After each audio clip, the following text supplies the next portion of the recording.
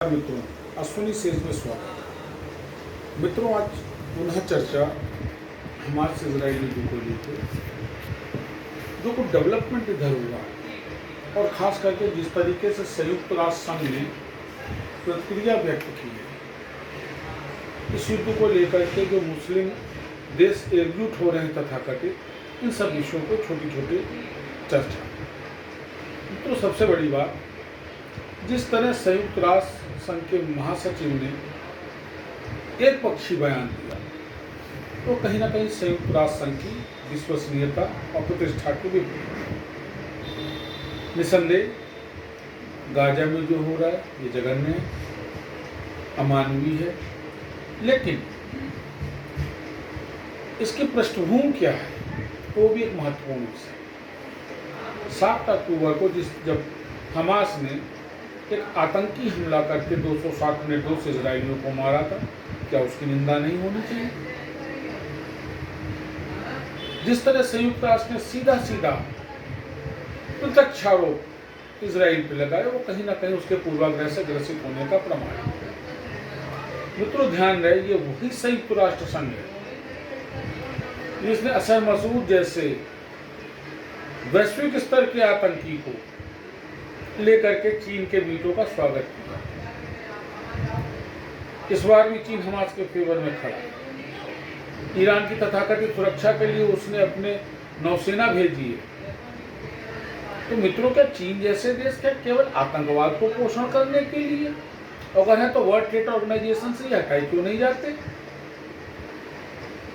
ये हिंदुस्तान जैसे, इजराइल जैसे ऐसे छोटे छोटे राष्ट्रों से कमा के उन्हीं के विरुद्ध आतंकवाद प्रायोजित करते हैं। इस पर चर्चा फिर करें, परंतु ये गंभीर विषय है कि क्या चीन जैसे देशों का संयुक्त राष्ट्र संघ में रहना आवश्यक है? क्या विश्व व्यापार संघ में चीन जैसे देशों के साथ व्यापार किया जाना चाहिए जो आतंकियों को पोषित करते हैं, जो आतंकवादियों के विरुद्ध वीटो पावर का उपयोग करते हैं? और उससे बड़ी बात, आज फिर बयान आया संयुक्त राष्ट्र का, मानवीय आधार पर गाजा में युद्ध रोकने की मांग। अच्छी बात है, क्योंकि गाजा में अब जो हो रहा है वो निसंदेह कहीं से भी सम्मान योग्य नहीं, लेकिन इसकी पृष्ठभूमि को नकारा नहीं जा सकता।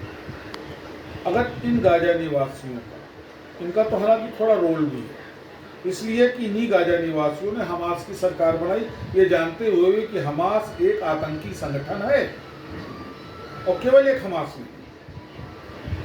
लेबनान की तरफ से इजराइल पर प्रहार करने वाला हिजबुल्लाह, यमन की तरफ से आने वाले यूती। आखिर एक सवाल उठता है, ये सारे आतंकी संगठन मुस्लिम राष्ट्रों में ही क्यों? सब एक साथ इजराइल के विरुद्ध क्यों? ये कहना कि 60 साल से इजराइल जो है इजराइल के विरुद्ध लड़ाई हो रही है कि फिलिस्तीन लड़ रहा है, ये उसकी प्रतिक्रिया थी। तो 60 सालों की प्रतिक्रिया का ये दुष्परिणाम होगा कि 260 निर्दोष मार दिए जाएं, 200 से ज़्यादा बंधक बना लिए जाएं। जिस तरीके का डायग्रामिक स्ट्रक्चर इजराइल ने रिलीज किया है, आप सोचें हमास की क्या सोच है। बड़े बड़े अस्पतालों में के नीचे अंडरग्राउंड हमास के हेडक्वार्टर्स है। अब अगर हमास खत्म करना तो मित्रों चाहते हुए भी अस्पताल उड़ाना पड़ेगा। अस्पताल उड़ेगा तो निर्दोष मरेंगे। क्यों नहीं ये गाजा निवासी, जब चेतावनियां दी जा रही थी तो गाजा छोड़ के जा रहे? कई इशू, लेकिन इन इशू के बीच में एक महत्वपूर्ण इशू है कि क्या ऐसी परिस्थितियों में वो संयुक्त राष्ट्र जो रूस यूक्रेन युद्ध को रोकने में नाकाम रहा, वो संयुक्त राष्ट्र जो आज तक किसी भी देश के विरुद्ध किए जा रहे आतंकी वारदातों को रोकने में नाकाम रहा, चाहे वो हिंदुस्तान को लेकर पाकिस्तान का मसला हो, चाहे फिलिस्तीन इजराइल का मसला हो, चाहे हिजबुल्लाह का मसला हो, चाहे हमास का मसला हो, चाहे हूती का मसला हो, चाहे बोरो हराम का मसला हो, तो संयुक्त राष्ट्र संघ है किस लिए? क्यों इसको पैसा दिया जाता है? क्या इसीलिए कि संयुक्त राष्ट्र का सचिव जो है एक पक्षीय वार्ता करे? इजराइल फिलिस्तीन युद्ध ने कहीं ना कहीं संयुक्त राष्ट्र की भूमिका को भी संदिग्ध कर दिया है। और ये जितने भी आतंकी प्रायोजित युद्ध हैं, इसमें कहीं ना कहीं ईरान की बड़ी नकारात्मक भूमिका है।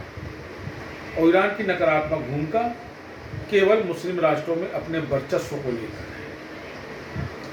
या तो संयुक्त राष्ट्र संघ बेईमानदारी समक्ष है, अन्यथा ऐसे संगठनों का अब वैश्विक स्तर पर कोई भी उपयोग नहीं शेष रहा।